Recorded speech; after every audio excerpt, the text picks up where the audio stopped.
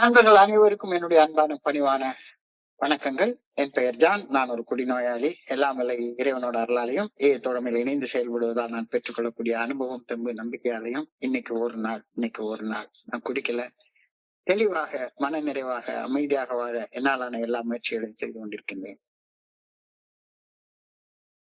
கடந்த 2 ஞாயிற்றுக்கிழமைகளாக முதல் படி, 2வது படிநிலை பரிந்துரைகளை பற்றிய நம்முடைய விளக்கங்களை நம்ம பார்த்தோம். இன்னைக்கு 3வது படிநிலை பரிந்துரை. Made a decision to turn our will and our life over to the care of God as we understood Him. Made a decision to turn our will and our life over to the care of God as we understood Him. will என்றால் விருப்பம், விருப்பம். Life என்றால் வாழ்க்கை.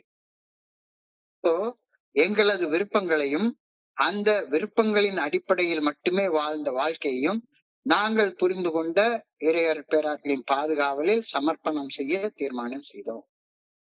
இது 3வது படிநிலை பரிந்துரை. விருப்பம், எனக்குள்ளார ஆசைகள். என்னுடைய மனம் என்பது வெறும் ஆசைப்படக்கூடிய ஒரு இதுதான். எந்த ஒரு எக்கனாமிக்ஸ் புக் எடுத்து பாருங்க, பொருளாதாரத்துடைய அடிப்படை மனிதனுடைய மனசுல இருக்கக்கூடிய ஆசைகள். Man is a bundle of desires அப்படின்னு சொல்லி போட்டிருக்கோம். Man's mind is a bundle of desires, விருப்பங்கள். அப்போ ஒவ்வொரு மனுஷனும் அவனுடைய விருப்பத்தின் அடிப்படையில மட்டும்தான் படைப்பு அப்படிதான் படைக்கப்பட்டிருக்கு. அந்த வாழ்க்கை அவனை எங்க கொண்டு போய் விடும் அப்படின்னா, மோசமான நிலைமை கொண்டு போய் விட்டுரும்.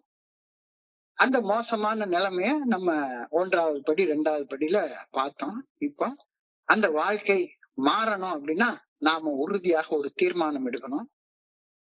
அந்த தீர்மானம் எடுக்கிறது பத்தி இந்த 3வது படியில சொல்லப்பட்டிருக்கிறது.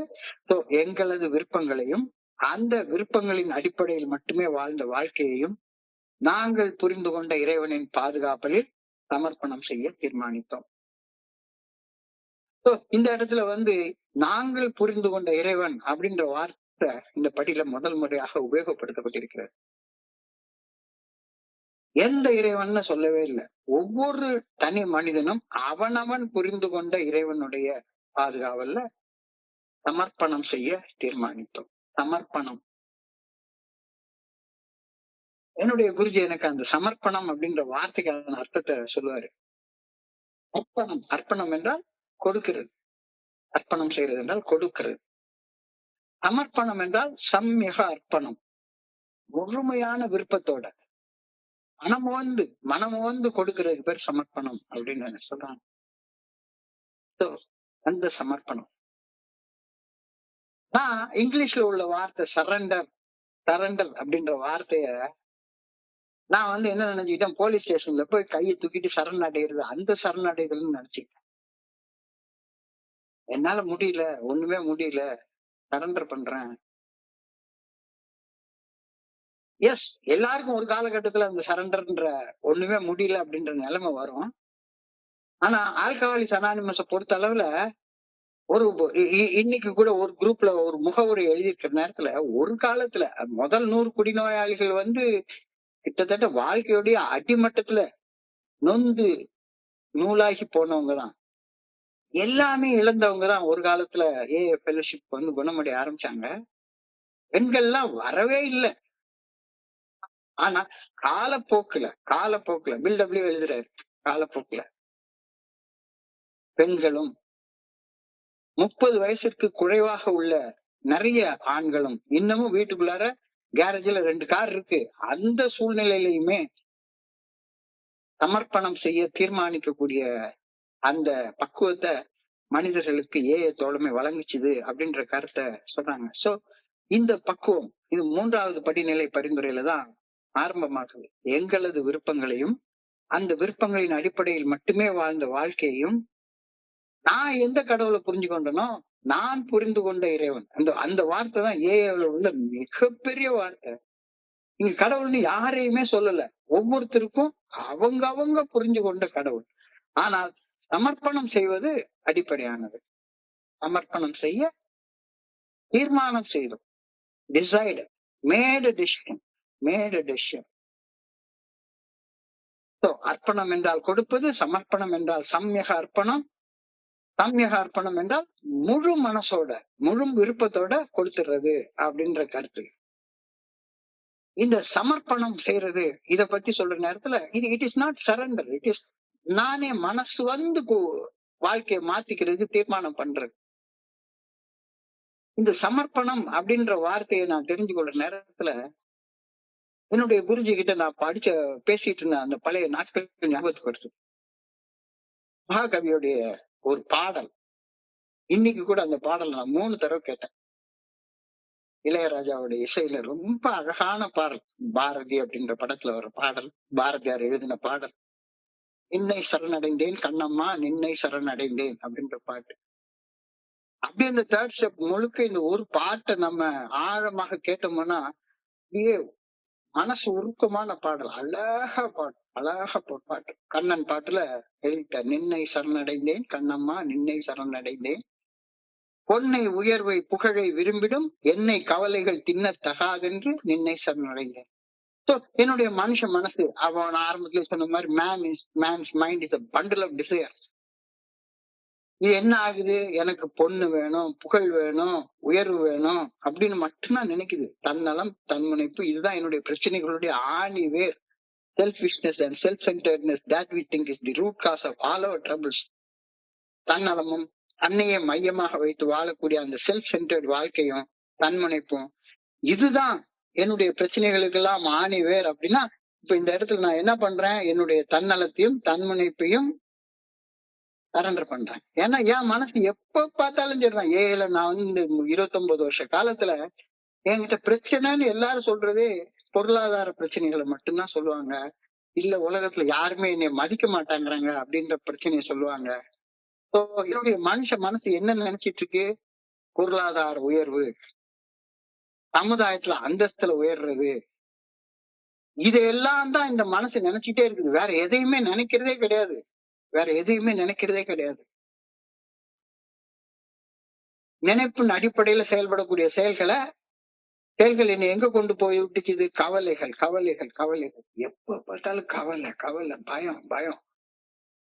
வாழ்க்கையில என்ன ஆயிடுமோ என்ன ஆயிடுமோ என்ன ஆயிடுமோ அப்படின்ற பயம், இந்த கவலைகள். அந்த கவலைகள்லாம் என்கிட்ட இருந்து போகணும் அப்படின்றதுக்காக ஆண்டவா என்னுடைய அந்த ஆசைகள், கவலைகள், குற்ற உணர்ச்சி எல்லாத்தையும் உன்னுடைய பாதத்துல சரண்டர் பண்ணிடுறேன், சமர்ப்பணம் செஞ்சிடறேன், முழு மனசோட வச்சிடுறேன். மிடிமையும் அச்சமும் மேவி என் நெஞ்சில் குடிமை புகுந்தன, கொன்று அவை போக்கின நின்னை சரணடைந்தேன். மிடிமைனா வறுமை. அதாவது இந்த குடிக்கிற காலத்துல அது என்னவோ தெரியல, ஒரு தரித்திரம், ஒரு தரித்திரம். நான் வந்து ஒரு அரசாங்கத்துல உயர் பதவியில இருக்கிறேன். என்னுடைய மனைவி PhD படிச்சுட்டு ப்ரொஃபஸரா வேலை பார்க்கறாங்க. ஆனா என் வாழ்க்கையில நிரந்தரமான ஒரு வறுமை இருக்கு. எங்க இருந்து அந்த வறுமை வந்துச்சுன்னே தெரியல. யார்கிட்ட கேட்டாலும் பேசி முடிச்சுட்டு போறப்ப, சார் ஒரு 50 ரூபா பணம் கிடைக்குமா, ஒரு 50 ரூபா, ஏன்னா குவார்டர் பாட்டில் அடிச்சு ஒரு 2 சிகரெட் அடிச்சுட்டு எதையாச்சும் ஒரு 2 பரோட்டாவை திங்கிறதுக்கு 50 ரூபா இருந்தா போதும் இந்த காலத்துல. அந்த 50 ரூபா, அந்த 50 ரூபாய்க்காக எப்பவுமே பிச்சை எடுத்துட்டு அலையக்கூடிய ஒரு நிலைமை. மிடிமையும் அச்சமும். ஒருத்தன் கேக்குறப்ப, ஒரு 50 ரூபா கேக்குறப்ப அவன் 5000 அட்வைஸ் கொடுப்பான். வெறும் 50 ரூபா கேட்டதுக்கு 5000 அட்வைஸ் கொடுப்பான். எல்லாத்தையும் அப்படியே தலைய குனிஞ்சு கேட்டுட்டே நின்னு அந்த 50 ரூபாய வாங்கிட்டு போய் கடையில போய், இந்த மிடிமையும் அச்சமும் மேவி என் நெஞ்சில் குடிமை புகுந்தன. ஏன் என்னுடைய அந்த பொன்னை உயர்வை புகழை விரும்பி நினைச்சிட்டே இருக்கேன். சாப்பிடுறதுக்கு பணம் வேணும், இது வேணும். ஆனா இந்த நினைப்பு என்ன கிடைச்சு, இந்த நினைப்பு என் பொழப்பு கெடுக்கிறன்ற மாதிரி இது இருக்குது. ஒரு தடவை நல்ல ஞாபகம் இருக்கு. மனைவி வந்து புறப்பட்டு போறாங்க. எனக்கு அப்படியே 50 ரூபா பணம் இல்ல, பிடிக்கிறதுக்கு ஒண்ணுமே இல்ல. அப்படியே அவங்க பின்னாலே போய் 50 ரூபா கொடுமா 50 ரூபா கொடுமான்னு அவங்க காலேஜ் பஸ்ல ஏறி உட்கார்ந்தாச்சு. காலேஜ் பஸ்ல ஏறி உட்கார்ந்துட்டு இருக்கப்ப நேரத்துல நான் அப்பவும் எல்லாரும் முன்னாலேயும் கேட்டா கொடுத்துருவாங்க அப்படின்ற அந்த ஒரு இது, எந்த வெக்கம் மானம் சூடு சொரணம் ஒண்ணும் இல்லாம அவங்ககிட்ட கேட்க அந்த பஸ்ல உட்கார்ந்துட்டு ஒரு 50 ரூபாய் தூக்கி பஸ்ல இருந்து கீழே அப்படியே போட்டாங்க. ஒரு பிச்சைக்காரனுக்கு போற மாதிரி போடுறத அதை பொறுக்கிட்டு போய் இந்த நிலைமையிலதான் வாழ்ந்துட்டு இருக்கேன். மிடிமையும் அச்சமும் மேவிய நெஞ்சில் குடிமை புகுந்தன. அப்ப இதுல இருந்து வெளிவர்றதற்கு இந்த மூன்றாவது படியில உள்ள அந்த சமர்ப்பணம், என்னுடைய அந்த தன்னலத்தையும் தன்னையே மையமாக வைத்து வாழக்கூடிய அந்த மனநிலையையும் நான் சரண்டர் பண்றேன். அடுத்த வரி அழகா எழுதுறாரு. தன் செயல் எண்ணி தவிப்பது தீர்ந்திங்கு நின் செயல் செய்து நிறைவு பெறும் வண்ணம் நின்னை சரணடைந்தேன். இந்த 3 ஸ்டெப்பும் இந்த ஒரு வார்த்தையில வந்துருச்சு. தன் செயல் எண்ணி தவிப்பது தீர்ந்திங்கு நின் செயல் செய்து நிறைவு பெறும் வண்ணம். அதாவது என் மனம் போன போக்கிலேயே வாழ்ந்து சித்தம்போக்கு சிவம்போக்குன்னு வாழ்ந்து தவிச்சது. அது நல்லா இருந்திருந்தா பிரச்சனை இல்ல. இங்க வந்தோம், நான் நினைச்சதெல்லாம் நடக்கணும், என்னைய கூப்பிடணும், என் பேரை சொல்லணும், என் பேரை உச்சரிக்கணும், எல்லாரும் எனக்கு மையமான இடத்த கொடுக்கணும், நான் பேசுறது எல்லாரும் கேட்கணும். தன் செயல் எண்ணி தவிப்பது. அப்ப முதல் படியில என்ன ஒப்புக்கொள்றோம்? என்னுடைய விருப்பப்படி என்னுடைய ஆசைப்படி எல்லாம் வாழ்ந்த வாழ்க்கையை நீ தவிக்க வச்சுது அப்படின்றதான முதல் படியில ஒப்புக்கொள்றோம். நான் நினைச்சதெல்லாம் நடக்கணும், எங்க போனாலும் நான் தான் மையமாக இருக்கணும் அப்படின்ற அந்த நினைப்பு தான் என் பொழப்ப கெடுத்து ஒரு இருக்க மாதிரி, ஒரு பைத்தியக்காரன் மாதிரி, ஒரு மன தெளிவில்லாத ஒரு மனுஷன் மாதிரி வாழ வச்சது. தன் செயல் எண்ணி நான் தவிச்சுக்கிட்டு இருக்கிறேன் அப்படின்ற அந்த உண்மைய படியில ஒப்புக்கொள்றேன். அது தீரணும், தீர்க்க முடியும் அப்படின்ற நம்பிக்கை 2வது படியில வந்து அடையிறேன். 3வது படியில நின் செயல் செய்து நிறைவு பெறும் வண்ணம். அதாவது என்னுடைய விருப்பத்தையும் என்னுடைய விருப்பத்தின்படி வாழ்ந்த வாழ்க்கையும் நாங்கள் புரிந்து கொண்ட இறைவனுடைய நல்ல ஒழுங்கான வழிகாட்டுதலின் அடிப்படையில வாழ தீர்மானிக்கிறேன்.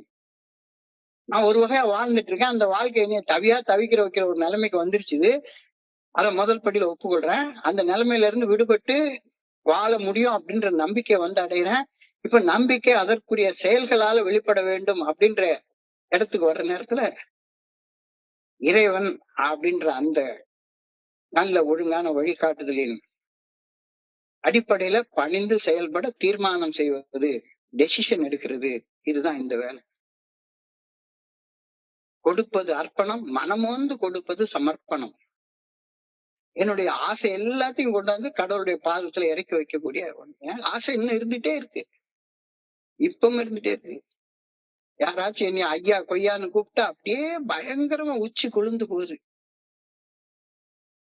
சார் நீங்க நல்லா மீட்டிங் பண்றீங்க அப்படின்னு சொன்னாலே உள்ளுக்குள்ளார என்னமோ ஒரு மாதிரி கிளவுட் லைன்ல மிதக்கிற மாதிரி ஒரு ஃபீலிங்.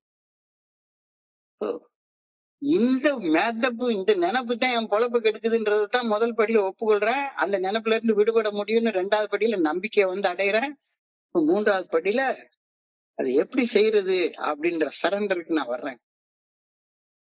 என்னுடைய புல நிச்சைகள், என்னுடைய மனசுக்குள்ளார இருக்கக்கூடிய தன்முனைப்புடனான ஆசைகள், அந்த ஆசையின் அடிப்படையில வாழ்ந்த வாழ்க்கை என்னை சர்வ நாசம் செய்து விட்டது. சுய சித்தம் சர்வ நாசம், செல்ஃப் வில் ரன் ராயட். சுய சித்தம் சர்வ நாசம் செய்து விட்டது அப்படின்றத முழுமையாக உணர்ந்து அத 100% ஒப்புக்கொள்றது முதல் படியில நான் செய்யக்கூடிய செயல். ஒப்புக்கொள்றது, அட்மிட்டட். அதை பத்தி விரிவா 1 மணி நேரம் பார்த்தோம். 2வது படியில எனக்குள்ளார அருவமாக உள்ளிருந்து, மறைவாக உள்ளிருந்து என்னை இயக்கக்கூடிய அந்த இறையர் பேராற்றல், அவரை நான் ஏற்றுக்கொள்ளக்கூடிய அந்த முழுமையான ஏற்றுக்கொள்ளும் போது இனிமேல வாழக்கூடிய வாழ்க்கைய பைத்தியகாரத்தனமாக இல்லாம மன தெளிவோட ரெஸ்ட் ஆஃப் த லைஃப் என்னால வாழ முடியும் அப்படின்ற நம்பிக்கையை வந்து அடையிறேன். என்னுடைய மன தெளிவு நிலை மீட்கப்படும் என்ற நம்பிக்கையை 2வது படியில் வந்து அடைந்த பின்னர் அதுக்கு ஏதாவது ஒரு செயல் பண்ணணும். இந்த செயலை இந்த 3வது படியில கொடுத்திருக்காங்க.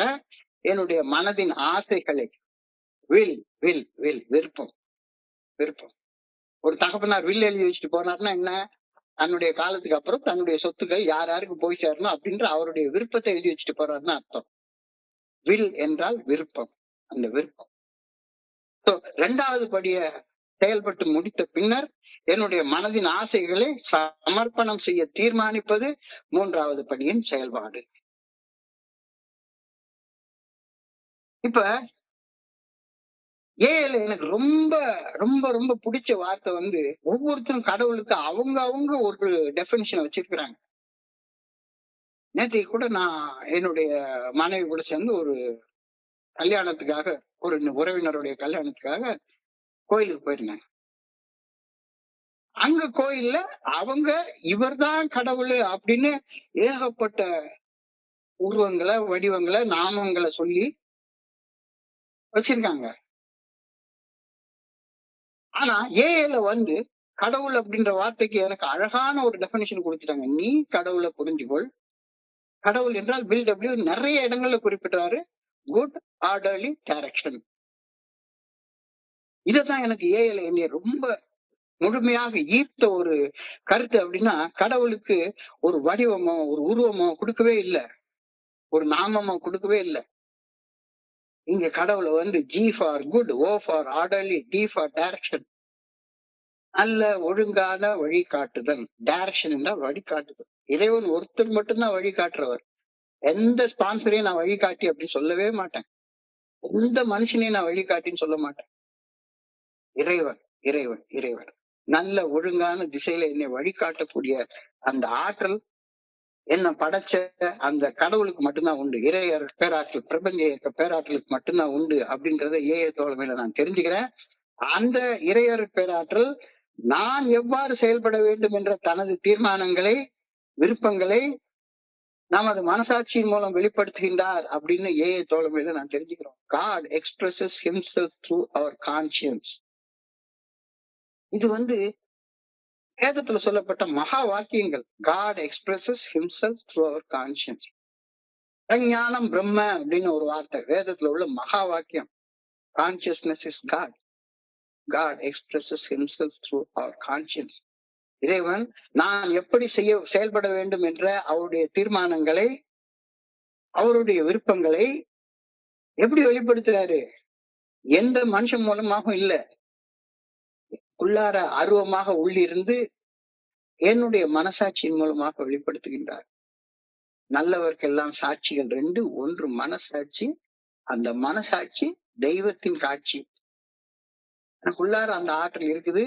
நான் என்ன செய்யணும், என்ன செய்யக்கூடாது அப்படின்றத அந்த கடவுள் வந்து என்னுடைய மனசாட்சியின் மூலமாக வெளிப்படுத்துகின்றார் அப்படின்ற கருத்தை இந்த 3வது படியில நான் தெளிவாக புரிஞ்சு கொள்றேன். எனவே இதுவரை என்னுடைய இச்சைப்படியும், என்னுடைய ஆசைப்படியும், என்னுடைய தன்னலத்தின்படியும், என்னுடைய தன்முனைப்பின்படியும் என்னையே மையமாக வைத்து வாழ வேண்டும் என்ற அந்த மனவெறியின் அடிப்படையிலும் தாந்தொன்றித்தனமாக வாழ்ந்த என்னுடைய வாழ்க்கையை இப்ப என்னுடைய மனசாட்சி மூலம் வெளிப்படுத்தப்படும் இறையர் பேராற்றல் நல்ல ஒழுங்கான வழிகாட்டுதலின்படி வாழ்வது என முழு மனதோடு தீர்மானிக்க முடிவு செய்வது இந்த வழியில செய்யக்கூடிய செயல்பாடு. தீர்மானம் ஒவ்வொரு படியா எடுத்துட்டு போறாங்க, ஒவ்வொரு படியா கொண்டு போறாங்க. தீர்மானம், டெசிஷன். டெசிஷன்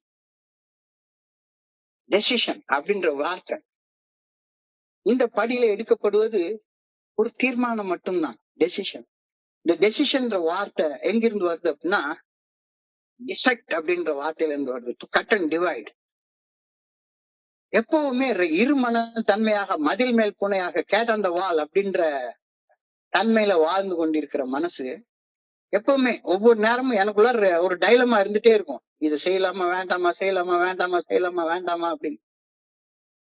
அந்த செய்யலாமா வேண்டாமான்ற டைலமாவே கிடையாது. என்ன சொன்னாலும் மனசாட்சி உறுத்தக்கூடிய செயலை செய்ய மாட்டேன், மனசாட்சி சரின்ற செயலை நான் செய்வேன் அப்படின்ற தீர்மானம். மதில் மேல் பூனை எல்லாம் கிடையவே கிடையாது. மதில் மேல் பூனை எல்லாம் கிடையவே கிடையாது.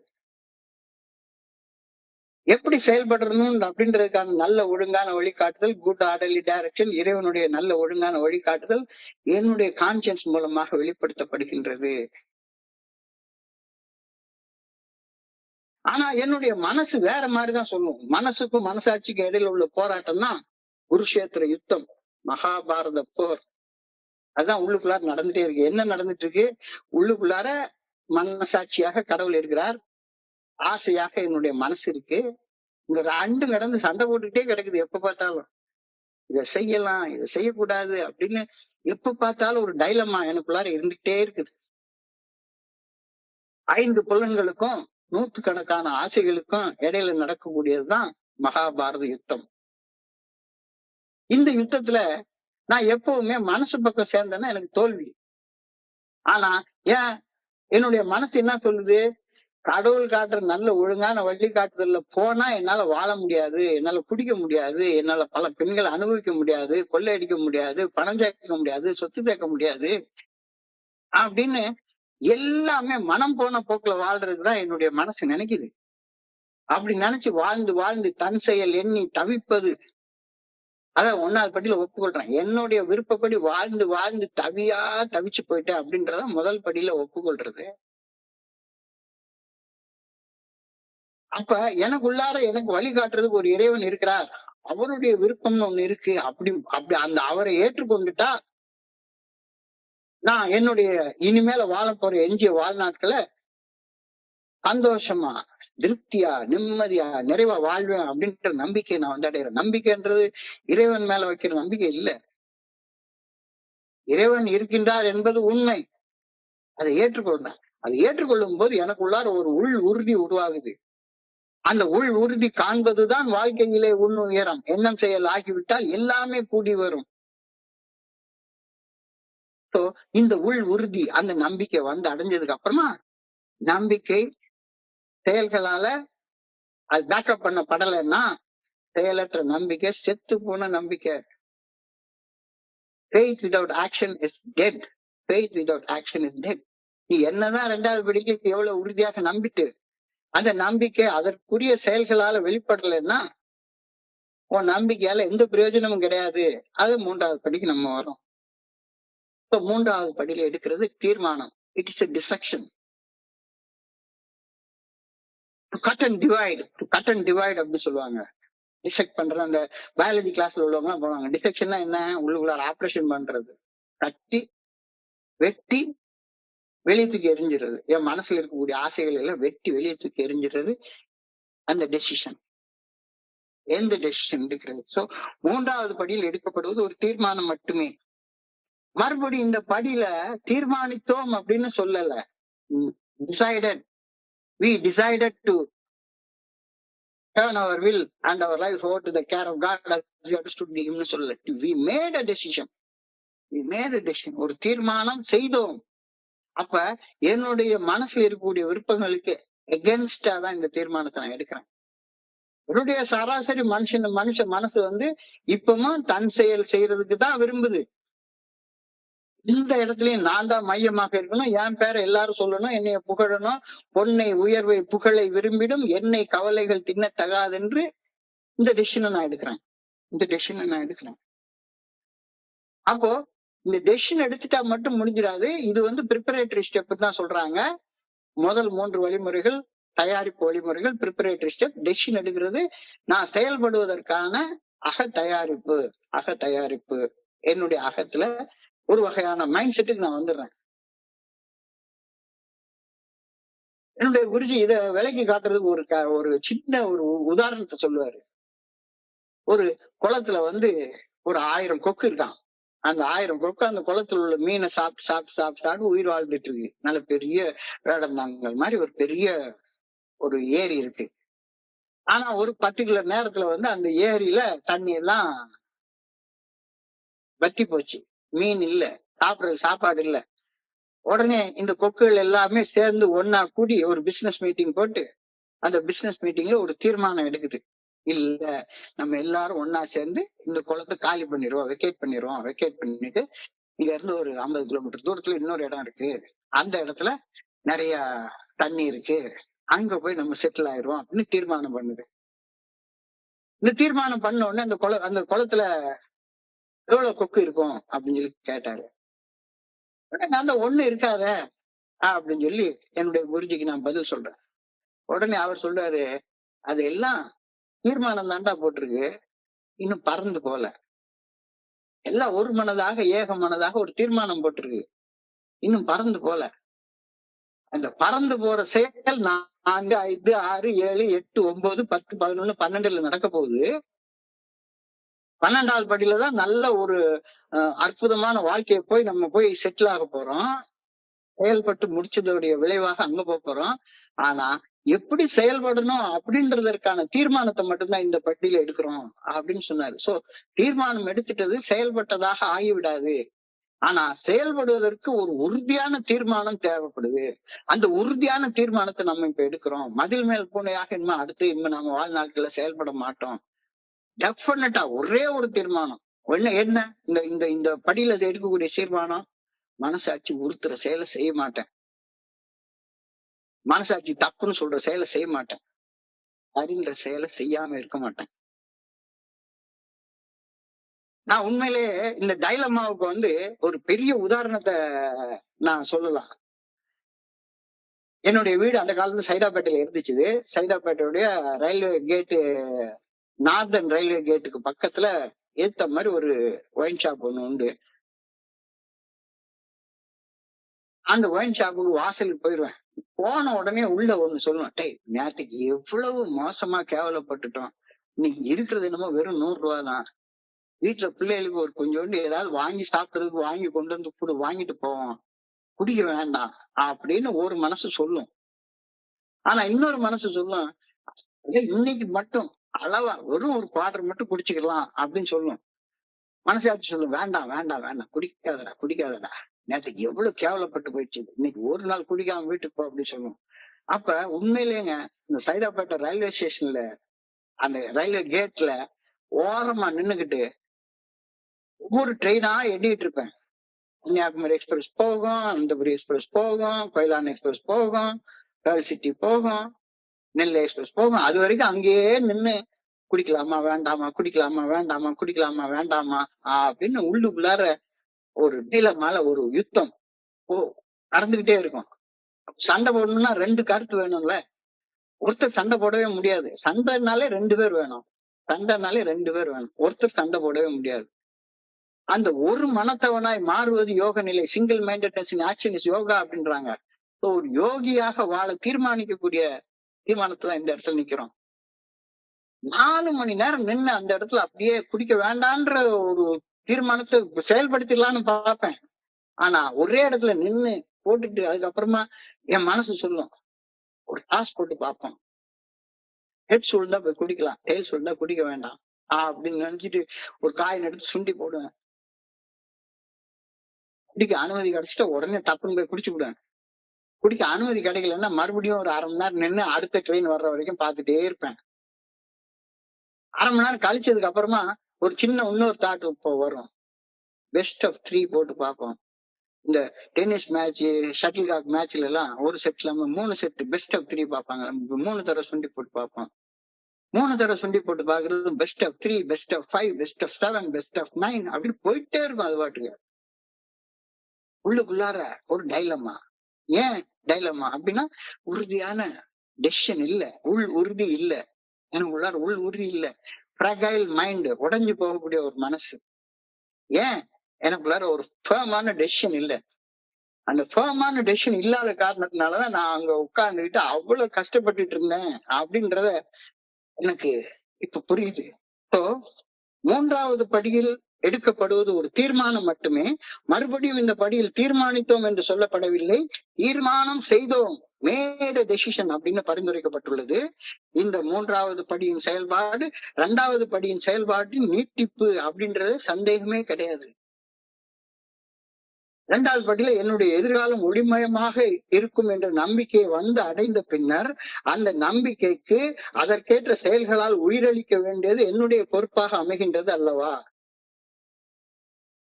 வெறுமனே நம்பிக்கிட்டு குடிச்சிக்கிட்டே இருந்துட்டு நாளைக்கு நடக்கும் நடக்கும்னா அது எப்படி நடக்கும்? என் சித்தத்தை நிறைவேற்றுறது நான் தான், கடவுளுடைய சித்தத்தை நிறைவேற்றுறது நான் தான். நான் என்ன நினைச்சிட்டு இருக்கேன், கடவுளுடைய சித்தத்தை கடவுள் நிறைவேற்றுவாரு, என் சித்தத்தை நான் நிறைவேற்றணும். இப்ப நான் கடவுள்கிட்ட விட்டுட்டேன், அவர் குடிக்காம இருப்பாருன்னா அவர் தான் இன்னைக்கும் குடிக்காம இருக்கிறாரு. குடிக்கிறது என்னுடைய சித்தம், குடிக்காம இருக்கிறது கடவுளுடைய சித்தம். அப்ப கடவுளுடைய சித்தத்தை நிறைவேற்ற வேண்டியது என்னுடைய பொறுப்புன்றது எனக்கு அந்த ஒரு சின்ன இத்தினோண்டு மரமண்டைக்கு அந்த அறிவு கூட இல்ல. கடவுளுடைய சித்தத்தை கடவுள் செய்வாருன்னு நான் நினைச்சிட்டு இருக்கேன். எனக்கு வெளியே எங்கேயோ கடவுள் இருக்காரு, அவர் செய்வாரு. அவர் எனக்காண்டி குடிக்காம இருப்பாரா? என்னுடைய குருஜி ரொம்ப அழகா சொல்லுவாரு, காலங்காத்தால எழுந்திருச்சு குளிச்சுட்டு எல்லா வகையான மத அடையாளங்களையும் அணிந்து கொண்டு, ஆண்டவா இன்னைக்கு ஒரு நாள் என்னை குடிக்காம போய் அப்படின்னு சொல்லி நான் கடவுள்கிட்ட சின்சியரா வேண்டிட்டேன். நம்பிக்கையோட வேண்டுறேன். நம்பிக்கையோட வேண்டிட்டு ஒரு காலையில 7 மணிக்கு வேண்டுறேன். 9 மணிக்கு போல மறுபடியும் லேசா ஒரு ஆசை வருது. சரி, கடவுள்கிட்ட தான் வேண்டியாச்சு, கடவுள் என்னை காப்பாத்துவார் அப்படின்னு சாராய கடைக்கு போய் 100 ரூபாய் கொடுத்து குவார்டர் பாட்டில் குடியான்னு கேட்டா, நீ காலையில கடவுள்கிட்ட வேண்டியிருக்க, கடவுள் வந்து என்கிட்ட சொல்லிட்டாரு உனக்கு குவார்டர் பாட்டில் கொடுக்க கூடாது அப்படின்னு சொல்ல வர்றாரு அந்த சாராய கடை ஓனரு. காசை வாங்கி கல்லாக்குள்ளார போட்டு என் கையில குவார்டர் பாட்டில தூக்கி கொடுத்துருவாரு. உடனே நான் கடவுள் செயலாற்றவில்லை அப்படின்னு நானா முடிச்சுட்டு, அதான் இந்த டைலமா. இந்த டைலமா எனக்குள்ளார நான் எடுத்த தீர்மானத்துல உறுதி இல்ல. காலையில பண்ண பிரேயரை அதோடைய செயல்களால நிறைவேற்ற எனக்கு மனப்பக்குவம் இல்ல. எல்லா விஷயத்திலயும் நான் இப்படித்தான் டைலமால இருக்கேன். என்னுடைய அந்த உள் உறுதிக்கு, நம்பிக்கைக்கு, அதற்கேற்ற செயல்களால் உயிரளிக்க வேண்டியது என்னுடைய பொறுப்பாக அமைகின்றது. Prayer without faith is useless. Faith without action is dead. நம்பிக்கை இல்லாம பிரேயர் பண்றது, நம்பினதுக்கு அப்புறமா நம்பிக்கைக்குரிய செயல்கள் செய்யாம இருக்கிறது, இது ரெண்டும் இன்னும் யாரை ஏமாத்திட்டு இருக்கிற? உன்னை நீயே ஏமாத்திட்டு இருக்க வேலையை ஏன் செஞ்சிட்டு இருக்கிற? இந்த வேலையை செய்யாத. என்னுடைய நம்பிக்கைக்கு அதற்கேற்ற செயல்களால் உயிரளிக்க வேண்டியது என்னுடைய பொறுப்பாக அமைகின்றது. பொறுப்புடன் செயல்பட தீர்மானிப்பதுவே 3வது படியின் செயல்பாடாக அமைகின்றது. நான் இனிமேல ரெஸ்பான்சிபிளா இருப்பேன். Response plus ability is equal to ரெஸ்பான்சிபிலிட்டின்னு சொல்லுவாங்க. எதுக்கும் என்னுடைய உணர்வுகளுக்கு, ஆசைகளுக்கு, இச்சைகளுக்கு ரியாக்ட் பண்ணாம, எதிர்வினை ஆற்றாம, எது சரியான செயல் அப்படின்னு சரி தவறு என்ற அடிப்படையில செயல்பட தீர்மானிக்கிறது தான் இந்த 3வது படியில் உள்ள தீர்மானம் அப்படின்றத என்னுடைய குருஜி எனக்கு சின்ன குழந்தைக்கு சொல்லி கொடுக்குற மாதிரி சொல்லி கொடுத்தாரு. அவர் சொல்லி கொடுத்த இன்னொரு விஷயம், ஒரு மனுஷனுடைய சராசரி மனுஷனுடைய மனசையும் ஒவ்வொரு நாளும் 75,000 to 80,000 எண்ணங்கள் கடந்து செல்வதாக சொல்றாங்க. எண்ணங்கள்.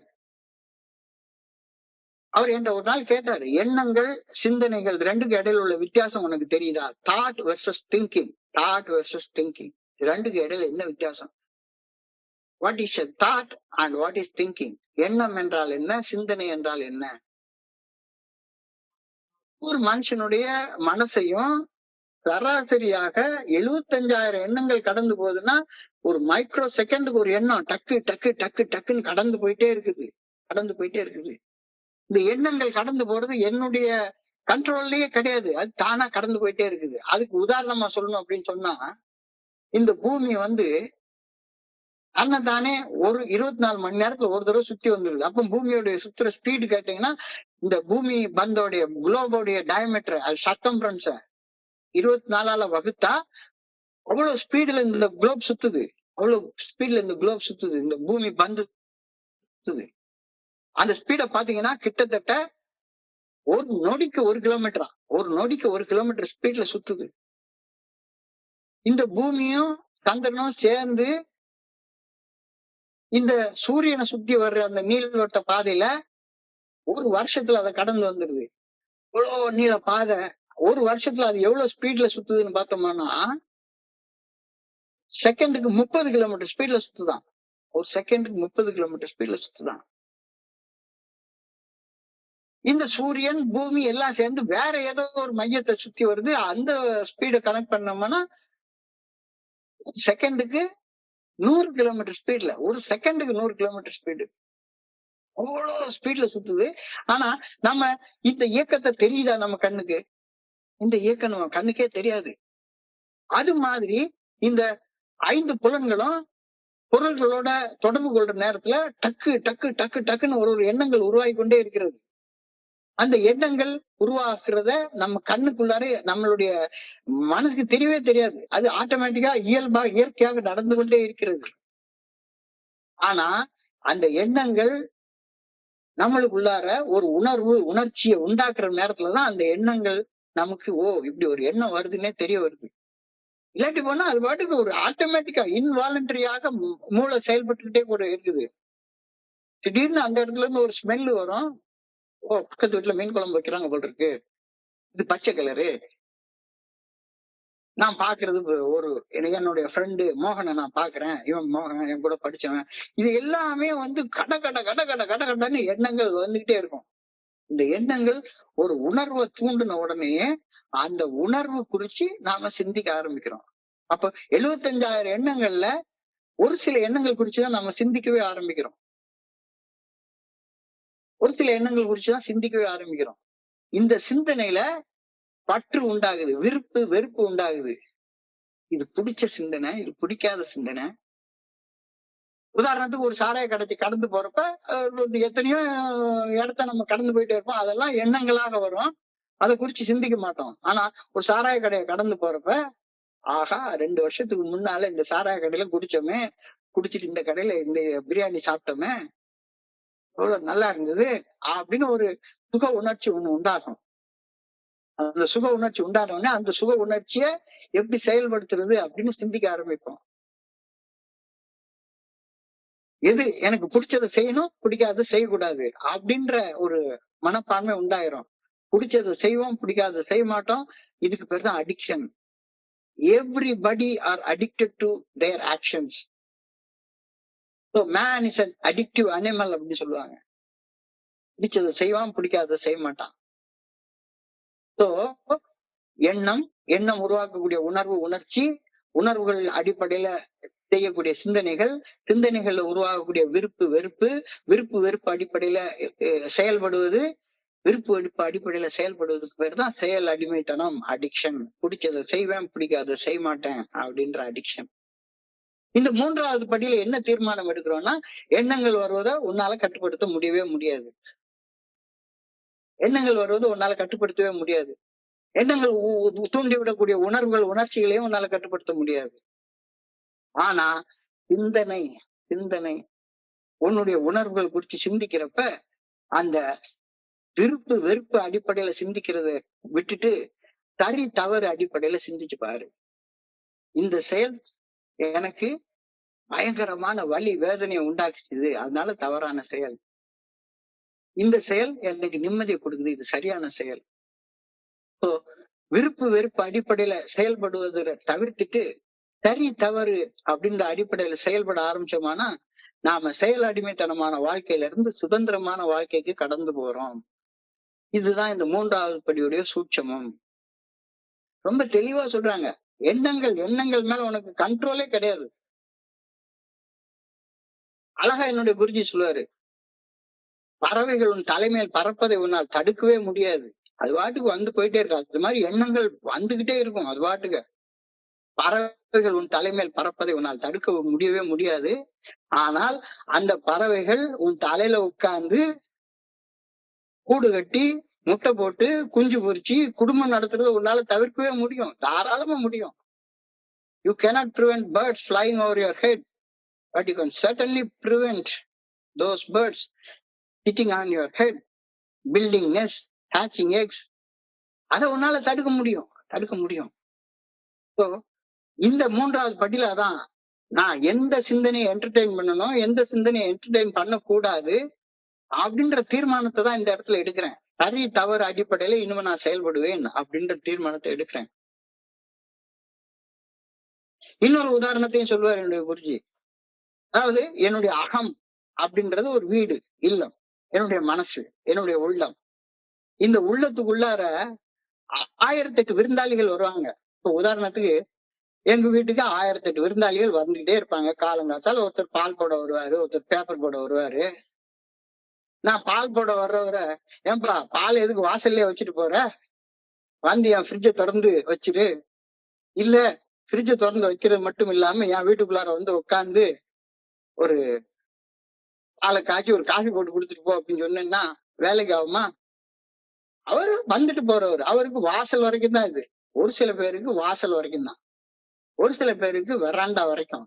வா வா வந்து உட்காரு வெராண்டால. இன்னும் ஒரு சில பேருக்கு வீட்டுக்குள்ளார உள்ள சோஃபால உட்காந்து 1 மணி நேரம் பேச போறோமா, பேசுறோம், வைக்கிறோம், போறோம். வீட்டுக்கு வர்ற அத்தனை பேரையும் பெட்ரூம்குள்ளார கூட்டு போய் உட்கார்ந்து குடும்பம் நடத்திட்டு உட்கார்ந்து இருந்தேன் அப்படின்னா என் வீடு வீடா இருக்குமா? அத மாதிரி உன்னுடைய மனசுல ஓடக்கூடிய எண்ணங்கள் எல்லாத்தையுமே உள்ளத்தின் மையத்திற்கு கொண்டு போய் வச்சு அதை எப்படிடா செயல்படுத்துறேன்னு சிந்திச்சுக்கிட்டே இருந்தேன்னா விளங்குமா இது அப்படின்னு சொல்லி என்னுடைய குருஜி கேட்பாரு. விளங்குமா? மனசு அப்படியே ஒரு நாட்டம் அடிக்கக்கூடிய மனசா போயிரு. ஏன்னா வரக்கூடிய எல்லா எண்ணங்களையும் குறிச்சு அந்த விருப்பு எனக்கு பிடிச்சதை செய்வேன், பிடிச்சதை செய்வேன், பிடிச்சதை செய்வேன் அப்படின்னு பிடிச்சதை செய்யறதுக்கு திட்டம் போடுறதுக்கே என்னுடைய மனசை நான் பயன்படுத்திட்டே உட்கார்ந்துருக்கேன். நாரி போய் கிடக்குது, நாரி போய் கிடக்குது. இந்த நிலைமை இந்த 3வது படிநிலையில அழகா உணர்த்தி காட்டுறாங்க. மனசு 3 பாகங்களாக பிரிஞ்சிருக்குது அப்படின்னு அழகா சொல்றாங்க. Conscious mind, subconscious mind and super conscious mind. வெளி மனம், உள் மனம், ஆழ் மனம். இந்த வெளி மனசுக்கு எப்பவுமே ஆசைப்பட மட்டும்தான் தெரியும். தன்னலம் தன்மணிப்பு மட்டும்தான் தெரியும். வேற ஒண்ணுமே தெரியாது. நான் இந்த 29 வருஷத்துல ஏஐல வரக்கூடிய எல்லா மனிதர்களுடைய ஷேரிங்கையும் பக்குவமா கேட்டேன்னா சரிதான். அவங்க எல்லாரும் அவங்களுடைய ஆசைகளை, விருப்பங்களை அது மட்டும்தான் வெளிப்படுத்திட்டு இருக்காங்க ஷேரிங்ன்ற பேர்ல அப்படின்றத கவனிச்சு பார்த்தா தெரியும். நல்லா இல்ல, நல்லா இருக்கணும்னு ஆசைப்படுறேன், அவ்வளவுதான். அந்த ஆசையை மட்டும்தான் வெளிப்படுத்துவாங்க. சோ கான்சியஸ் மைண்ட் அதுக்கு ஆசைப்பட மட்டும்தான் தெரியும். சப்கான்சியஸ் மைண்டு ஆசைகளை நிறைவேற்றுறதுக்கு திட்டம் போட தெரியும்.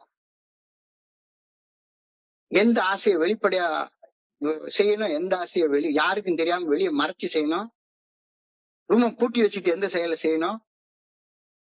நம்மள பணத்தை கை நீட்டி வாங்கலாம், லஞ்ச பணத்தை டேபிளுக்கு அடியில கையை விட்டுதான் வாங்க முடியும், எல்லாருக்கும் முன்னால வாங்க முடியாது. மனைவியை எந்த கூட்டத்துக்கு முன்னாலேயும் வச்சுட்டு நம்ம அழகா மனைவியை கண்ணடிச்சு நம்ம பேசலாம். எவ்வளவு வீட்டுக்கு எத்தனை பேர் இருந்தாலும் சேர்த்தான், வா ஒரு நிமிஷம் அப்படின்னு சொல்லி கூப்பிடலாம். வீட்டுக்கு வர எல்லா பெண்களையும் கூப்பிட முடியுமா?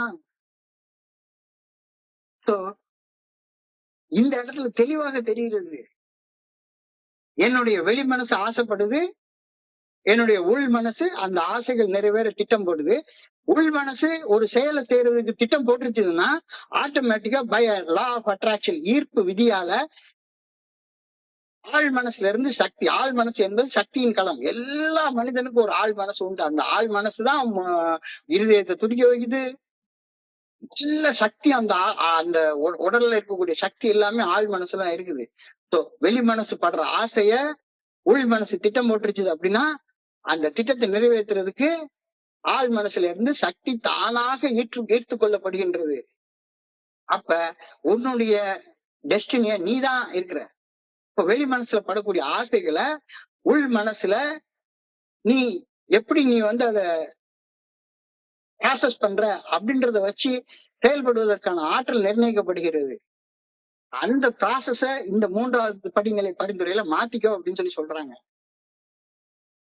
வெளி மனசுல படக்கூடிய ஆசைகள் உள் மனசுல ப்ராசஸ் பண்ணு. கொஞ்ச நேரம் உட்கார்ந்து யோசிச்சு பாரு, இது சரியான ஆசை, இது தப்பான ஆசை.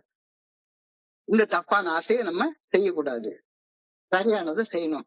விருப்பு வெறுப்பு அடிப்படையில செயல்படுவதை தவிர்த்து சரி தவறு என்ற அடிப்படையில செயல்பட தீர்மானிக்கிறது 3வது படி தீர்மானம். தீர்மானிச்சுட்டேன்னா, உறுதியாக மட்டும் தீர்மானிச்சுட்டேன்னா, நீ செய்த உறுதியான தீர்மானத்தை நிறைவேற்றுவதற்கான ஆற்றல் சூப்பர் கான்சியஸ் மைண்ட்ல இருந்து ஆட்டோமேட்டிக்காக ஈர்த்து கொள்ளப்படும். அதனாலதான் இங்க சொல்றாங்க, பணக்காரன் ஆகணும்னா எப்ப பார்த்தாலும் நீ பணக்காரன் ஆகணும்னு யோசிச்சுட்டே இரு. சப்கான்சியஸ் மைண்ட்ல ஆட்டோமேட்டிக்கா அதுக்கான ஆற்றல் ஈர்த்து கொள்ளப்படும். நான் காமத்துல கடந்து போனோம் அப்படின்னு சப்கான்சியஸ் மைண்ட்ல திட்டம் போட்டுட்டு இருந்தேன்னா அதுக்கான ஆற்றலை மட்டும்தான் இது பண்ண. அந்த ஆற்றல் விரயமாகி வயசாக ஆக ஆக நீ தனிமைப்படுத்தப்பட்டு தன் செயல் எண்ணி தவியா வாழ்ந்துட்டு இருப்ப. அந்த வாழ்க்கை முறையை வச்சு உன்னுடைய தீர்மானத்தை மாத்து அப்படின்னு இந்த 3வது படிநிலையில சொல்றாங்க. ரொம்ப ஒரு ஆழமான தீர்மானம். இத ரொம்ப ஆழமாக யோசிக்கிறப்ப இந்த படியுடைய முக்கியத்துவம் எனக்கு புரிய வருது. என்னுடைய மனசுல உருவாகக்கூடிய எண்ணங்கள், அந்த எண்ணங்கள் உருவாகக்கூடிய உணர்ச்சி, அந்த உணர்ச்சிகள் உருவாக்கக்கூடிய சிந்தனை, அந்த சிந்தனையில உள்ள விருப்பு வெறுப்பு, அந்த விருப்பு வெறுப்பு அடிப்படையில் உள்ள செயல்பாட்டை சரி தவறு என்ற அடிப்படையிலான செயல்பாடாக மாற்றிக் கொள்வது இப்ப இந்த படியில நான் செய்ய வேண்டிய வேலை, என்னுடைய எண்ணங்கள் ஒரு உணர்வை தூண்டி விடும்போது அந்த எண்ணம் உணரப்பட்டு அது சிந்தனையாக மாறுகின்றது. இந்த உணர்வு எனக்கு பிடிக்குது, இந்த உணர்வு எனக்கு பிடிக்கவில்லை என்ற விருப்பு வெறுப்பு அடிப்படையில் மனம் சிந்திக்கின்றது. பிடித்ததை செய்யவும் பிடிக்காததை செய்வதிலிருந்து விலகி இருக்கவும் மனம் தீர்மானிக்கின்றது. இந்த தீர்மானம் செயல் அடிமைத்தனத்தை மனுஷத்தை உருவாக்குது. You become an addict, you become an addict. So நமது செயல் அடிமைத்தனத்தை முதல் படியில் உணர்ந்து, நான் ஒரு அடிக்டிவ் நேச்சர் உள்ள பர்சன் அப்படின்றத உணர்ந்து ஒப்புக்கொண்டு, என்னிலும் உயர்ந்த ஒரு சக்தி இருத்தல் குறித்த உண்மையை ஒப்புக்கொண்டமையால் பெற்ற நம்பிக்கையின் துணையுடன் விருப்பு வெறுப்புகளை கடந்து எது சரி எது தவறு என்று சிந்திக்க இந்த மூன்றாவது படியில் நாம் அழைக்கப்படுகின்றோம். இது உண்மையிலேயே என்னுடைய குருஜியுடைய பாதத்தை தொட்டு நன்றி சொல்லிக்கிறேன். இதெல்லாம் எனக்கு அவர் சொல்லி கொடுத்தது. என்ன செஞ்சாலும் சரிதான், என்ன செஞ்சாலும் சரிதான், என்ன ஒரு செயல் செய்யறதுக்கு முன்னால அந்த செயலுக்கு பின்னணியில என்ன உணர்ச்சி இருக்குன்னு பாரு. பயம் இருக்கா, கோபம் இருக்கா, பொறாமை இருக்கா, சந்தேகம் இருக்கா, காமம் இருக்கா, சோம்பேறித்தனம் இருக்கா, பேராசை இருக்கா, சிந்திச்சு பாரு. அது தவறுன்னு உனக்கு தெரியும், நல்லா தெரியும். ஆனா தவறுன்னு தெரியாமலேயே இந்த பூமி சுத்துறதே தெரியாம நம்ம அது கூட சேர்ந்து நம்மள சுத்திட்டு இருக்கோமே. அது மாதிரி உன்னுடைய எண்ணங்கள் குறிச்சு உன்னுடைய விருப்பு வெறுப்பு அடிப்படையில சிந்திச்சு அப்படியே செயல்பட்டுட்டே இருந்து தவிச்சு வாழ்ந்து கொண்டிருக்கிறிய அந்த வாழ்க்கை முறையை மாத்துறதுக்கான தீர்மானத்தை இந்த படியில எடுக்கிற அப்படின்றத புரிஞ்சுக்கோ அப்படின்னு சொல்லி எனக்கு படிச்சு படிச்சு படிச்சு படிச்சு சின்ன குழந்தைக்கு சொல்லித்தர மாதிரி சொல்லி தருவாரு. அப்ப விருப்பு வெறுப்பு அடிப்படையில செயல்படுவதை தவிர்த்து மனசாட்சிக்கு பணிந்து சரியானதை செய்யவும் தவறானதை செய்வதில் இருந்து விலகி இருக்கவும் நாம் செய்யும் தீர்மானம் செயல் அடிமைத்தனத்தில் இருந்து நம்மை விடுவித்து மீட்படைய செய்து சுதந்திரமான வாழ்வதற்கான தீர்மானமாக அமைகின்றது. இது ரொம்ப ஒரு எளிமையான அழகான தாட்டு. ஆனா இந்த தீர்மானம் எடுத்ததுக்கு அப்புறம் தான் நீ 4வது படிக்கு போக முடியும். தீர்மானமே இல்லாம நான் பாட்டுக்கு என்னமோ ஒண்ணு செய்யறேன், நானும் கச்சேரிக்கு போனேன், நானும் யாருக்கிட்டே ஸ்பான்சர் எடுத்தேன், அதை பண்ணேன் இதை பண்ணேன், வேலைக்கு ஆகாதுப்பா, வேலைக்கு ஆகாது. உன்னுடைய தீர்மானத்துல உனக்கு உறுதி இல்லைன்னா, உன்னுடைய தீர்மானத்துல உனக்கு உறுதி இல்லைன்னா உனக்கு நல்லது நடக்க வாய்ப்பே இல்லை, நல்லது நடக்க வாய்ப்பே இல்லை. ஏன்னா அப்பப்ப மதில் மேல் பூனையாக டப்பு டப்பு டப்பு டப்புன்னு அந்த பக்கம் குதிச்சிருவ. சில நேரத்துல தேவையில்லாத செயலை செஞ்சு விடுவ. தன் செயல் எண்ணி தவிப்பது தீரணும் அப்படின்னா நின் செயல் செய்து நிறைவு பெறும். அதுக்கு நான் இந்த தீர்மானத்தை எடுக்கணும், அந்த தீர்மானத்தை எடுக்கணும். தீர்மானத்தை எடுத்துட்டா துன்பம் இனி இல்லை, சோர்வில்லை, தோற்பில்லை, நல்லது தீயது நாம் அறியோம், அன்பு நெறியில் அறங்கள் வளர்த்திட, நல்லது நாட்டுக தீமையை ஓட்டுக. எனக்கு நல்லது என்னதுன்னே தெரியவே தெரியாத, எனக்கு ஆசைப்பட்டதை செய்ய மட்டும்தான் தெரியும். எனக்கு என் தலையில யாராச்சும் ஒரு கிரீடத்தை சூட்டணும் அப்படின்னு எனக்கு தோணும். இந்த இது தவிர வேற ஒண்ணுமே தெரியாது. அப்ப நான் என்னுடைய ஆசைப்படி செயல்பட்டது என்னைய படுபாதாளத்தை தள்ளிடுச்சுது அப்படின்றத 1வது படியில ஒப்புக்கொண்டு, தன் செயல் எண்ணி தவிச்சிட்டேன் அப்படின்றத 1வது படியில ஒப்புக்கொண்டு அதுல இருந்து மீண்டு வர முடியும் அப்படின்ற நம்பிக்கை அடைஞ்சு மீட்படைவதற்கு நான் இனிமே விருப்பு வெறுப்பு அடிப்படையில செயல்படாம சரி தவறு அடிப்படையில செயல்படுவேன் அப்படின்ற தீர்மானத்தை எடுக்கக்கூடியது. தீர்மானத்தை எடுத்துட்டேன்னா கண்டிப்பாக துன்பம் இல்லை, சோர்வில்லை, தோற்பில்லை, நல்லது தீயது நாம் அறியோம், நல்லது தீயது என் மனசுக்கு தெரியாது, மனசாட்சிக்கு மட்டும்தான் தெரியும். அழகா சொல்லுவாரு, பார்த்த சாரதி கையில கண்ட்ரோல கொடு, 5 புலன்களுடைய கண்ட்ரோலும் பார்த்த சாரதி கையில கொடு, மனசாட்சியுடைய கண்ட்ரோல கொடு. நீ சொல்ற மனம் போன போக்குல நீ போனன்னா அது ஒன்னே அடுபாதாளத்தில் கொண்டு போய் தள்ளிவிடும். மனம் ஒரு குரங்கு, அதை தாவ விட்டால் தப்பி ஓட விட்டால் உன்னைய தவிக்க வச்சிரும், பாவத்துல கொண்டே விட்டுரும். குற்ற உணர்ச்சியில தவிச்சிட்டு உட்கார்ந்து இருப்ப. வஞ்சகனின் உடம்பெல்லாம் வாதம் பெற வேண்டாமோன்னு பேன்னு புலம்பிட்டே உட்கார்ந்து இருப்ப. அந்த புலம்புற கூடமாக கூட்டத்தை நீ மாத்திருவ. இந்த தீர்மானத்தை எடு, உறுதியான தீர்மானத்தை எடு. உள் உறுதியோட அந்த தீர்மானத்தை எடு. மனசாட்சிக்கு பணிந்து சரியானதை செய்யவும் தவறானதை செய்வதிலிருந்து விலகி இருக்கவும் நாம் செய்யக்கூடிய தீர்மானம் ஒரு அடிக்டிவ் நேச்சர்ல இருந்து ஒரு சுதந்திரமான மனநிலைக்கு என்னைய கடந்து வர வைக்குது. அதுக்கு இந்த தீர்மானம் ரொம்ப அவசியம். உறுதியான தீர்மானம். அதனாலதான் இதை ஒரு ஆர்ச் அப்படின்னு சொல்றாரு. செயல் அடிமைத்தனமான வாழ்க்கையில இருந்து சுதந்திரமான வாழ்க்கைக்கு கடந்து போறதுக்கு இந்த ஆர்ச்சை கடந்து போனா மட்டும்தான் முடியும். அதனாலதான் இதை வைட்டல் ஸ்டெப், கீ ஸ்டெப் அப்படின்னு சொல்றாங்க. ரொம்ப முக்கியமான ஸ்டெப். எவ்வளவு நேரமானாலும் சரிதான், உட்கார்ந்து உட்கார்ந்து உட்கார்ந்து இனிமேல என்ன செஞ்சாலும் சரிதான், மனசாட்சி உறுத்துற செயலை செய்யவே மாட்டேன். நான் எத்தனையோ நேரம் நான் இப்ப பாஸ்போர்ட் பார்த்தது மாதிரி ஜிஎன்ஜிடி ரோட்ல ஒரு பர்டிகுலர் இடத்துல இந்த வீட்டுக்குள்ளார போயிடலாமா வேண்டாமா, போயிடலாமா வேண்டாம், மனசாட்சி சொல்லும் வேண்டாண்டா வேண்டாண்டா வேண்டாண்டா, தலையில அடிச்சுக்கிட்டு இருக்கிறதுக்கும் அது வேண்டான்னு சொல்லும். ஆனா மனசு போன்னு சொல்லும். ஸோ 2 பேர் சண்டை போட்டுட்டா மன போராட்டம். ஏன்? நல்லதுக்கும் தீயதுக்கும் இடையில உள்ள சண்டை நடக்குது, போராட்டம் உருவாயிட்டா மன அமைதி இழக்கப்பட்டுரும். அப்புறமா செயல் செஞ்சாலும் சரியா இருக்காது, செயல் செய்யலைன்னாலும் சரியா இருக்காது. ஃபெலோஷிப் உள்ளார சேர்றப்ப எல்லாருடைய மனநிலைமையும் எப்படி இருந்தது? குடிச்சாலும் நிம்மதி இல்லை, குடிக்காம இருந்தாலும் நிம்மதி இல்லை. குடிச்சாலும் நிம்மதி இல்லை, குடிக்காம இருந்தாலும் நிம்மதி இல்லை. சரி, குடிக்காம இருக்கிறேன், அதுல நிம்மதி இல்லைன்னா போய் குடிச்சு பாக்குறேன், குடிச்சா நிம்மதி இல்லை. சரி, குடிக்காம இருக்கிறேன்னு பாக்குறேன், குடிக்காம இருக்கிறேன்னு நிம்மதியா இருக்க தெரியல எனக்கு. அப்ப பிரச்சனை குடியில இல்லையே, எனக்கு நிம்மதியா இருக்கணும்ன்ற தீர்மானத்தை எடுக்க தெரியல, நிம்மதியா இருக்கிறதுக்கு எந்த செயல் செய்யணும்ன்றது தெரியல எனக்கு. இந்த செயல் செய்ய உறுதியான தீர்மானம் எடு அப்படின்னு இந்த இடத்துல சொல்றாங்க. அப்ப ரொம்ப ஆழமாக நம்மளை சிந்திச்சு பார்க்க சொல்றாங்க. நான் விரும்பி செய்த தவறுகள், நான் வெறுத்ததால் செய்ய தவறிய சில நல்ல செயல்கள், யோசிச்சு பாரு. விரும்பி விரும்பி இது எனக்கு பிடிக்குது அப்படின்னு விரும்பி விரும்பி விரும்பி விரும்பி செஞ்ச தவறு. எனக்கு உண்மையிலேயே எனக்கு சின்ன வயசுல எங்க ஊர் பக்கத்துல நெல்லையப்பர் கோயில் பக்கத்துல இருட்டுக்கடை அல்வா கடை இருக்குது. அந்த இருட்டுக்கடை அல்வா கடையில போய் ஒரு 100 கிராம் அல்வா வாங்கினா அவங்க கையில பக்கத்துல இருக்கக்கூடிய ஒரு ஓமப்பொடியில கொஞ்சம் இதை எடுத்து கொடுப்பாங்க. 100 கிராம் அல்வாவை சாப்பிட்டுட்டு ஓமப்பொடியை எடுத்து அப்படி குடிச்சிட்டு அதுக்கு பக்கத்துல கும்பகோணம் டிகிரி காஃபி ஒண்ணு இருக்கும், வாங்கி குடிச்சா அப்படி நிம்மதி, ரொம்ப நல்லா இருக்கும், பயங்கர நல்லா இருக்கும், ஒரு நிறைவான ஃபீலிங் வரும்.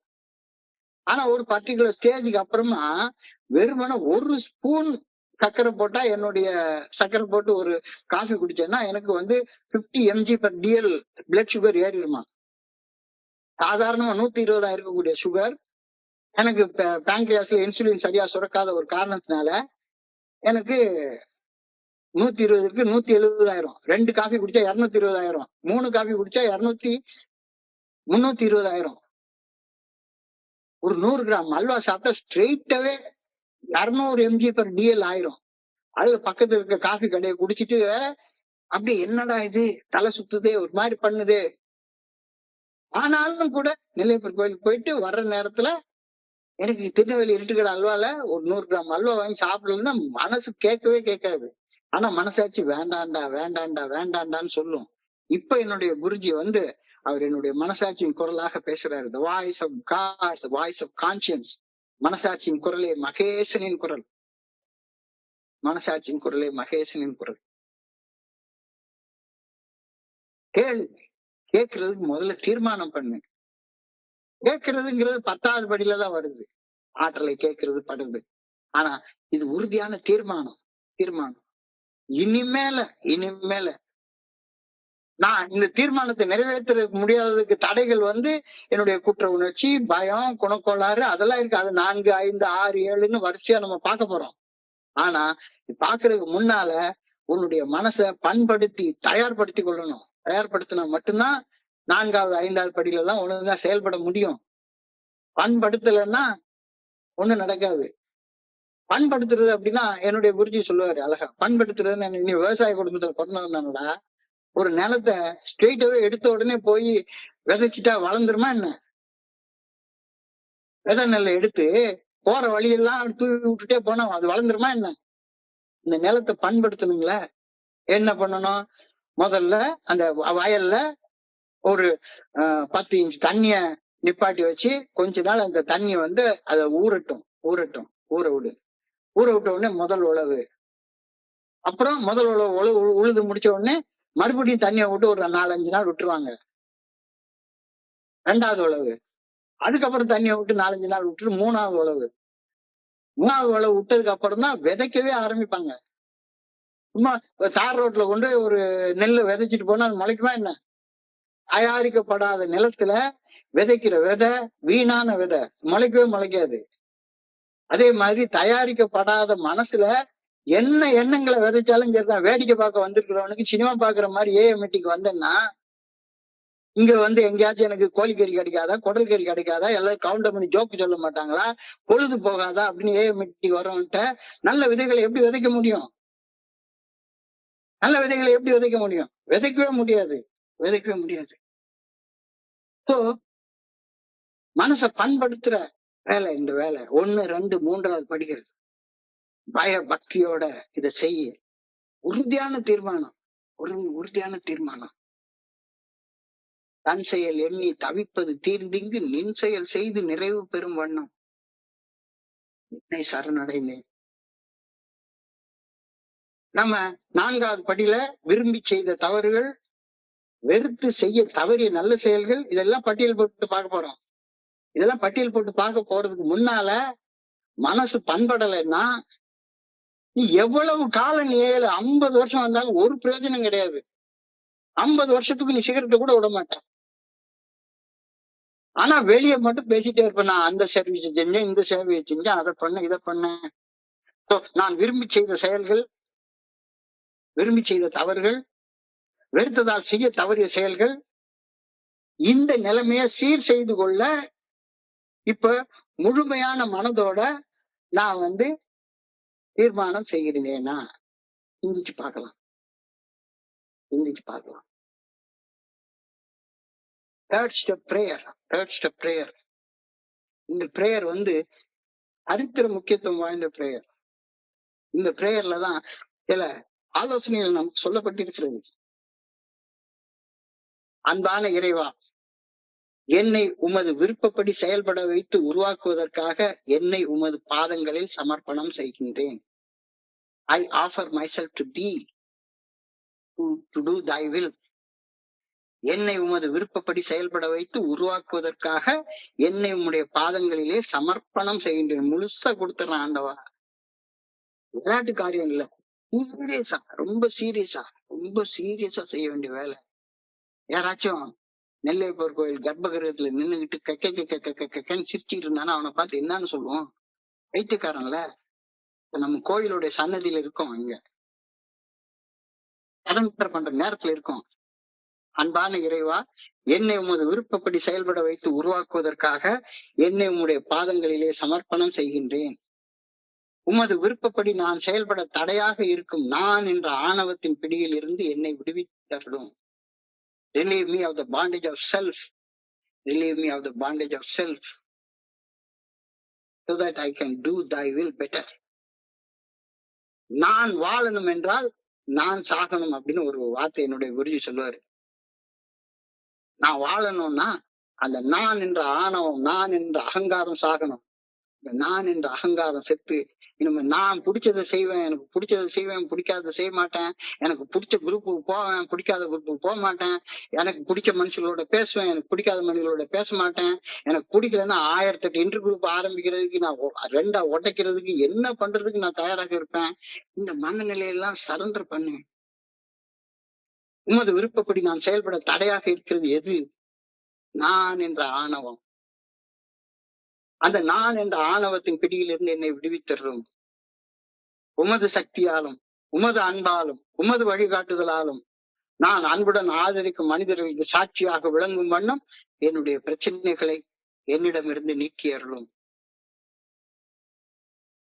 என்னுடைய செயல்பாடு எல்லாமே நேற்றுக்கு சொன்ன மாதிரி நான் சுவாசிக்கிறேன்னு சொல்லவே கூடாது. இறைவன் அவருடைய பிராண வாயுவால என் உடல் மூலமாக சுவாசிக்கின்றார்.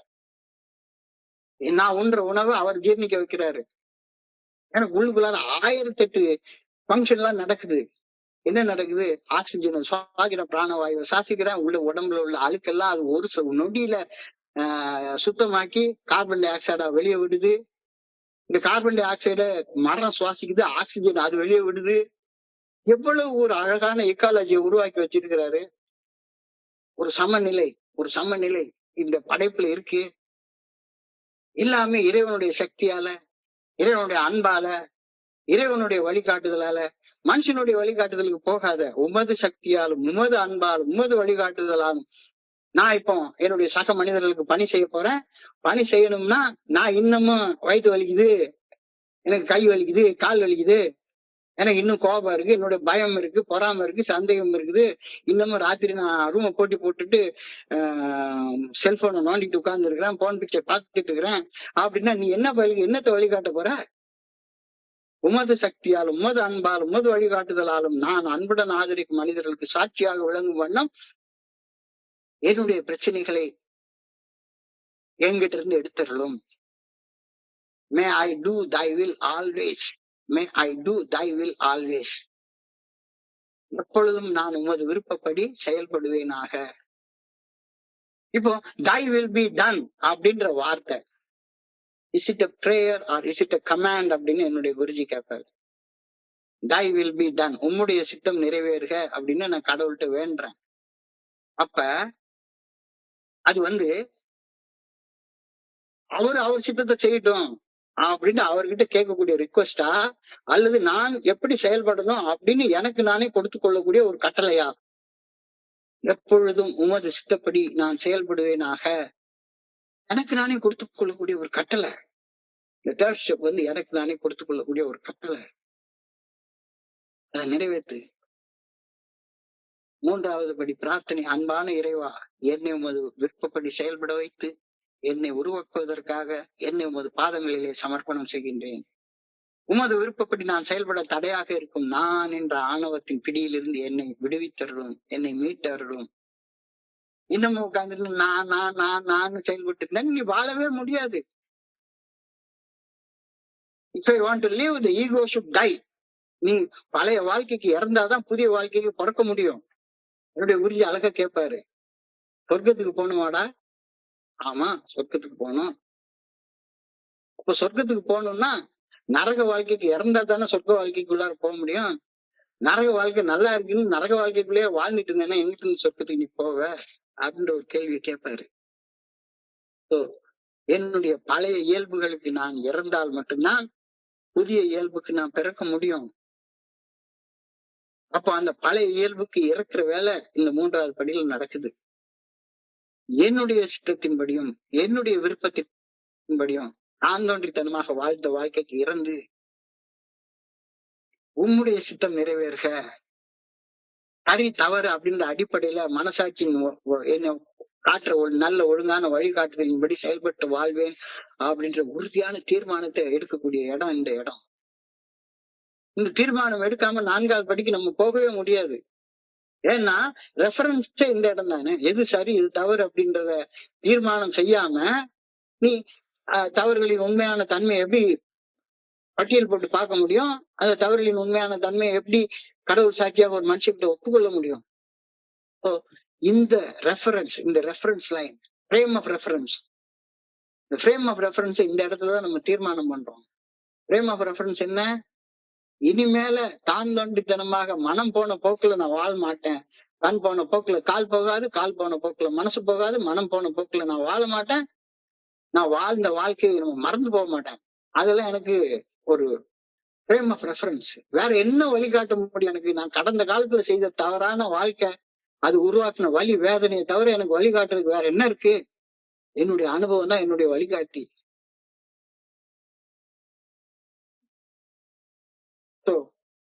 மிக அழகாக மிக ஆழமாக இந்த படியில சொல்லப்பட்டிருக்கிறத நான் புரிஞ்சு கொள்றேன். மிக அழகாக ரொம்ப தெளிவாக சொல்லிட்டாங்க. Made a decision to turn our will and our lives over to the care of God as we understood him. எங்களது விருப்பங்களையும் அந்த விருப்பத்தின்படி வாழ்ந்த வாழ்க்கையும் நாங்கள் புரிந்து கொண்ட இறைவனின் பாதுகாவலில் சமர்ப்பிக்க தீர்மானம் செய்தோம். சமர்ப்பணம், சரண்டர், சரண்டர். தான் செயல் எண்ணி தவிப்பது தீர்ந்தீங்கு நின் செயல் செய்து நிறைவு பெரும் வண்ணம் நின்னை சரணடைந்தேன். சுருக்கமாக ஒரு 5 நிமிஷம் இன்னைக்கு என்ன ஷேர் பண்ணோம் அப்படின்றத திரும்ப இன்னொரு தடவை திருப்பி பார்ப்போம். என்னுடைய புல நிச்சைகள், மனதின் தன்மனைப்புடனான ஆசைகள், அந்த ஆசையின் அடிப்படையில வாழ்ந்த வாழ்க்கை, இது என்னைய சர்வநாசம் செய்து விட்டது அப்படின்றத ஒப்புக்கொள்றது தானே முதல் படி. Self will run riot. சுயசித்தம் சர்வநாசம் அப்படின்ற உண்மையை முழுமையாக உணர்ந்து அந்த உணர்தல் அடிப்படையில 100% ஒப்புக்கொள்றது. அதுதான முதல் படியில நம்முடைய செயல் வேலை. ஒப்புக்கொண்டதுக்கு அப்புறமா என்னுடைய சக்தியால என்னால வெளியே வர முடியாது அப்படின்றத ஒப்புக்கொண்டதற்கு அப்புறமாக என்னையோட உயர்ந்த சக்தியாம் இறையர் பேராற்றலின் இருத்தல் குறித்த உண்மையை 100% ஏற்றுக்கொள்வதால் நான் இனிமேல வாழப்போற நாட்களை மன தெளிவோட நிதானமாக செயல்பட்டு வாழ்வேன் அப்படின்ற நம்பிக்கையை 2வது படியில வந்து அடைகின்றோம். நம்பினோம்னு சொல்லல, நம்பிக்கையை வந்து அடைகின்றோம். நம்பிக்கையை வந்து அடைந்த பின்னர் என்னுடைய மனதின் ஆசைகளை சமர்ப்பணம் செய்ய தீர்மானிப்பது 3வது படியின் செயல்பாடு. சமர்ப்பணம், என்னுடைய ஆசை, என்னுடைய இச்சை, அதெல்லாம் இருந்துகிட்டே இருக்குள்ளார. அப்ப இந்த இடத்துல உண்மையிலேயே காட் என்றால் குட் ஆர்டர்லி டைரக்ஷன் அப்படின்னு நாம தோழமையில இருந்து தெரிஞ்சுக்கிறோம். அப்ப நான் எப்படி செயல்படணும், எப்படி செயல்படக்கூடாது அப்படின்ற நல்ல ஒழுங்கான வழிகாட்டுதலை இறைவன் கொடுக்கிறார். எப்படி கொடுக்கிறார்? God expresses himself through our conscience. இறைவன் நமது மனசாட்சியின் மூலமாக மட்டுமே நாம் எப்படி செயல்பட வேண்டும் என்ற நல்ல நெறிகளை, நல்ல ஒழுங்கான வழிகாட்டுதலை வெளிப்படுத்துகிறார் அப்படின்றத தொலைமையில நாம தெரிஞ்சு கொள்றோம். இதுவரைக்கும் நம்முடைய ஆசைப்படியும், இச்சப்படியும், நினைச்சபடியும், மனதின் விருப்பப்படியும் தான் தோன்றித்தனமாக வாழ்க்கைய மனசாட்சியின் மூலம் வெளிப்படுத்தப்படும் இறையர் பேராற்றல் நல்ல ஒழுங்கான வழிகாட்டுதலின்படி வாழ்வது என முழு மனதோடு தீர்மானிப்பது 3வது படியில நாம செய்யக்கூடிய செயல்பாடு. 3வது படியில எடுக்கப்படுவது ஒரு தீர்மானம் மட்டும்தான். செயல்பட போறது 4, 5, 6, 7, 8, 9, 10, 11, 12ல நடக்க போகுது. இந்த படியில இப்போ தீர்மானம் எடுக்கிறோம்.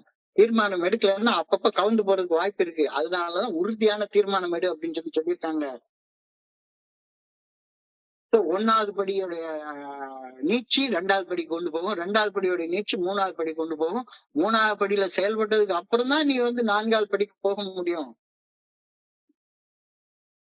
என்னுடைய எதிர்காலம் ஒளிமயமாக இருக்கும் என்ற நம்பிக்கையை வந்து அடைந்த பின்னர் அந்த நம்பிக்கையை அதற்குரிய செயல்களால் உயிர்ப்பிக்க வேண்டியது இப்ப என்னுடைய பொறுப்பு. அந்த உயிர்ப்பிக்க வேண்டிய வேலையை, அந்த தீர்மானத்தை 3வது படியில எடுக்கிறோம். இப்போ மறுபடியும் எண்ணங்கள், உணர்வுகள், சிந்தனைகள் உருவாகக்கூடிய வெறுப்பு அடிப்படையில செயல்படுவது செயல் அடிமைத்தனத்தை உருவாக்குது. இந்த வெறுப்பு அடிப்படையில சிந்திக்கிறத விட்டுட்டு சரி தவறு இந்த அடிப்படையில சிந்திச்சு செயல்படுறது இப்போ இந்த தீர்மானம். சரி தவறு என்ற அடிப்படையில செயல்படுவது என்னை சுதந்திர வாழ்க்கை கொண்டு போகும். Discipline is the price you pay for your freedom அப்படின்ற ஒரு கருத்தை சொல்லுவாரு. ஒழுக்கம் என்பது சுதந்திரமான வாழ்க்கைக்கு நீ கொடுக்க வேண்டிய விலை. நான் ஒரு காலத்துல என்ன நினைச்சிட்டு இருந்தேன், ஒழுக்கம் இல்லாத வாழ்க்கை தான் சுதந்திரமான வாழ்க்கைன்னு நினைச்சிட்டு இருந்தேன். நான் நினைச்சதை செய்வேன், என்ன எவன்டா தடுக்கிறது, நான் சம்பாதிச்ச பணம் என் பணம், நான் எப்படி வேணாலும் செலவு பண்ணுவேன், என்ன வேணாலும் செய்வேன். இது ஒன்னைய செயல் அடிமைத்தனத்துக்கு தான் கொண்டு போய் வரும். ஒழுக்கம் விழுப்பம் தரலாம், ஒழுக்கம் உயிரினும் ஓம்பப்படும். நன்றிக்கு வித்தாகும் நல்ல ஒழுக்கம். அந்த நல்ல ஒழுக்கமாக வாழ தீர்மானிப்பது இறைவனுடைய நல்ல ஒழுங்கான வழிகாட்டுதல் மனசாட்சியின் மூலமாக வெளிப்படுத்தப்படுகின்றது. அந்த நல்ல ஒழுங்கான வழிகாட்டுதலுக்கு பணிந்து செயல்பட தீர்மானிக்கிறது 3வது படியில் எடுக்கிற உறுதியான தீர்மானம். நமது செயல் அடிமைத்தனத்தை முதல் படியில் உணர்ந்து ஒப்புக்கொண்டு நம்மையும் உயர்ந்த சக்தியின் இருத்தல் குறித்த உண்மையை ஒப்புக்கொண்டமையால் நம்பிக்கையை பெற்றோம். அந்த நம்பிக்கையோட துணையோட வெறுப்புகளை கடந்து எது சரி எது தவறு என்று சிந்திக்க இந்த 3வது படியில் அழைக்கப்படுகின்றோம். மனசாட்சிக்கு பணிந்து சரியானதை செய்யவும் தவறானதை செய்வதிலிருந்து விலகி இருக்கவும் நாம் செய்யும் தீர்மானம் செயல் அடிமைத்தனத்தில் இருந்து, அடிக்ஷன்ல இருந்து நாம் விடுபட்டு சுதந்திரமாக வாழ்வதற்கான அடித்தளமாக அமைகின்றது. இந்த அடித்தளத்தை நீ புரிஞ்சு கொள்ளலைன்னா எப்படி நீ மேல ஏறி போவ அப்படின்ற கேள்வியை கேட்கிறாங்க. எவ்வளவு முக்கியமான ஒரு கட்டத்துல இருக்கிறோம். ஒவ்வொருத்தரும் தனியாக உட்கார்ந்து இந்த உறுதியான தீர்மானத்தை நம்ம எடுத்தே ஆகணும். உள் உறுதி. இந்த 3வது படியில என்ன செயல்பட போறோம்?